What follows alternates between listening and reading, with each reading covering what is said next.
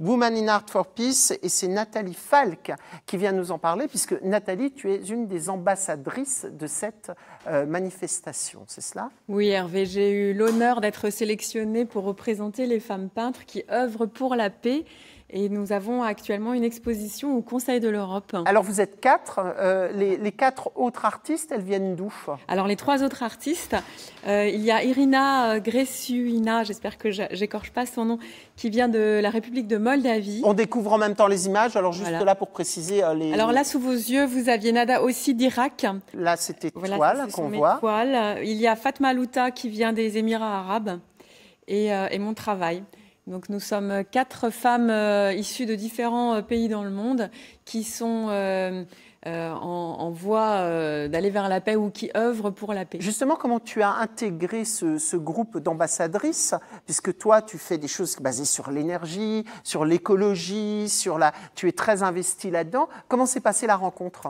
Alors, en exposant au mois de mai au Salon Bio, il y a plusieurs ambassadeurs qui sont passés et qui m'ont repérée. Et ensuite, ils ont commencé, sans me le dire, à me suivre et à voir que j'étais vraiment, dans mon œuvre, impliquée pour la paix.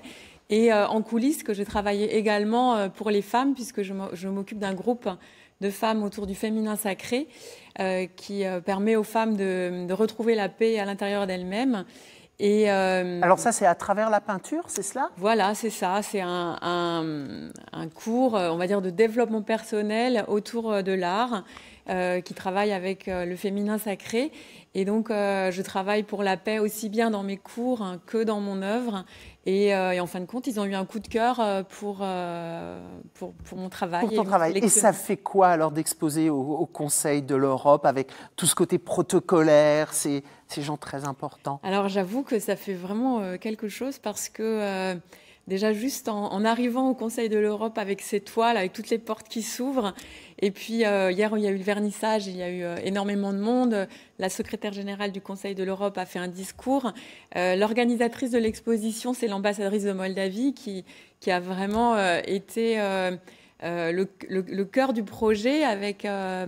Yana Stantirou qui s'occupe de Europe Art Gallery, qui en fait, elle s'occupe d'une association qui s'appelle Women in Art for Peace et elles organisent dans des lieux emblématiques comme les Nations Unies ou dans les Émirats arabes, dans des lieux très importants, des expositions d'art pour mettre à l'honneur les femmes qui œuvrent pour la paix. Et tout ça s'intègre aussi dans le Forum mondial pour la démocratie qui a lieu actuellement. Qui s'est ouvert hier.